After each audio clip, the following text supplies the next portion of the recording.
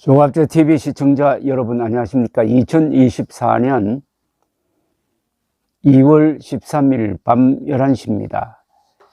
이준석 대표의 개혁신당과 이낙연 세력이 통합을 해서 개혁신당이란 당명을 걸고 제3지대를 대표하는 정당으로 등장하게 되었습니다. 문제는 두 세력이 이념적으로 정책적으로 다른 점이 많다는 점입니다.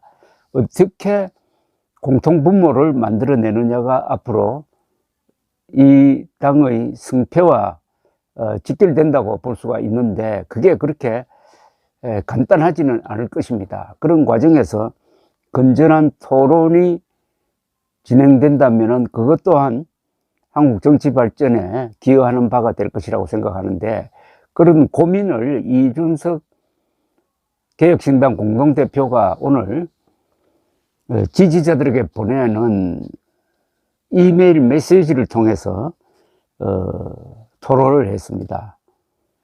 제3지대 통합과 관련하여 걱정을 하는 당원 지지자들에게 보수주의가 아닌 자유주의를 표방하고 구현하는 정당이 되어야 한다는 메시지를 던졌습니다. 화두를 던졌습니다. 보수주의와 자유주의를 구별하고 있습니다. 이 공동대표는 오늘 오후 당원 지지자들에게 보낸 이메일에서 대한민국 정치에서는 보수주의자와 자유주의자가 결합하여 정당을 이루어왔기 때문에 경계선이 모호하다면서 많은 분의 의견을 들어봐야겠지만 자유주의를 표방하고 구현하는 정당이 됐으면 한다고 했습니다.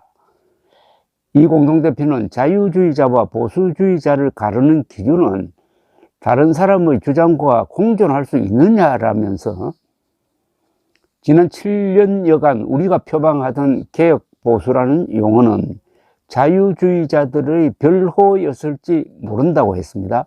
이어서 김영삼 전 대통령의 보수적 자유주의를 자주 언급해 왔다면서 문민정부가 출범한 후 생각의 자유를 촉진하고 이념의 스펙트럼을 넓히기 위해 이재호, 김문수 등도 영입했던 그 자신감 넘치는 자유주의가 개혁신당의 지향점이 되어야 한다고 했습니다.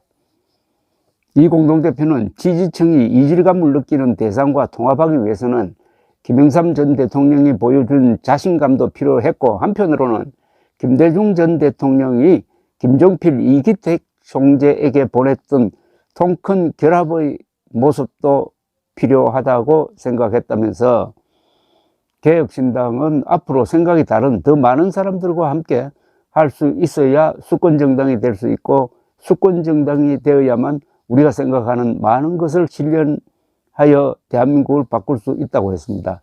한국 현대사의 어떤 부분을 이야기를 하는데, 김대중, 김종필, 이기택 이렇게 한 덩어리가 된 바는 있지만은 사실은 이 세 사람이 나중에 다 갈라지고 말았습니다. 그는 또 개혁신당을 창당하면서 노회찬의 정의당은 함께 할 수 있지만은 천안함 폭침에 대해 잘못된 인식을 가진 사람이나 부정선거를 믿는 음모론자와는 함께 할 수 없다고 말했던 원칙은 통합 이후에도 지켜질 것이라고 했습니다. 통합 과정에서 심려를 끼친 것에 대해 당대표로서 죄송하게 생각하고 앞으로 더 나은 소통과 전달 체계를 구축하기 위해 노력하겠다고 덧붙였습니다. 최근 한국의 보수 세력은 윤석열 대통령과 국민의힘에 대해서 팬클럽처럼 일체의 비판을 하지 않고 무조건적 지지를 보내고 부정선거 음모론에 빠져가지고 과학정신과 객관주의를 포기함으로써 정체성의 혼란에 지금 직면하고 있습니다. 이준석 공동대표는 이런 보수와 개혁신당을 구별짓는 하나의 기준으로 음모론을 들고 나온 것으로 보입니다. 즉, 천안함 폭침을 부정하는 자칭 진보나 부정선거 음모론을 신봉하는 자칭 보수는 다 가짜이고 자신은 자유와 사실을 소중한 가치로 삼겠다는 이야기로 들립니다. 그런데 이 자유는 사실과 정의 위에 서야 기능하는 가치입니다. 사실이 가장 중요합니다. 그리고 사실에 입각하여 정의를 세워야 합니다. 이게 거꾸로가 되면 안 됩니다. 정의를 먼저 설정하고 거기에 사실을 구겨 넣어버리면은 자유는 무너집니다. 즉 사실에 기초한 정의, 여기서 정의는 법치입니다. 법치라야 자유를 지킬 수 있는 구조입니다. 맨 1층에 사실이 있어야 되고 2층은 정의, 3층은 자유죠. 사실, 정의, 자유의 순서로 이어지는 사상체계라야 이게 진정한 의미의 보수주의라고 볼 수가 있는데, 한국의 보수주의는 이 사실에 대해서 무심하거나 눈을 감아버림으로써 정의도 세울 수 없고 자유도 꼽힐 수 없는 그런 딜레마에 빠지고 말았습니다. 이 딜레마는 윤석열 대통령 등장 후에 가장 심해졌습니다. 윤석열 대통령이 사실, 과학, 역사성을 다 무시하고 청와대를 제왕적 권력의 상징이라고 침을 뱉고 국방부 청사로 들어가려고 할 때 이건 안 된다. 이거는 보수주의자가 할 수 있는 게 아니다. 이거야말로 좌익이나 하는 거다라고 반대하고 들고 나온 세력이 존재하지 않고 지금까지 박수부대로 하다가 결국 구청 건물 같은 데서 지금 대통령실을 두고 이 근사한 나라를 통치를 하려니까 잘 안 되는 거죠. 그리고 이준석 당시 대표를 몰아낼 때도 이거는 보수적, 자유민주적 가치에 반하는 것이다 해가지고 비판을 하고 나와야 되는데 오히려 부채질을 했다든지 부정선거 음모론에서 지금도 헤어나지 못하고 있다든지 이걸 통해서 한국의 보수 세력은 자멸하고 있으니까 이준석 대표가 이제 그런 보수와 차별되는 자유주의를 표방하겠다고 하는 것에 대해서도 제대로 비판할 실력을 가진 지성이 있는지 의심스럽습니다. 한국의 보수의 지성은 윤석열 대통령 들어와서 무너지고 말았습니다. 더구나 윤석열과 비슷한 형인 한동훈 씨가 위원장이 되어 놓으니까 한동훈 검사 시절에 있었던 양성태 전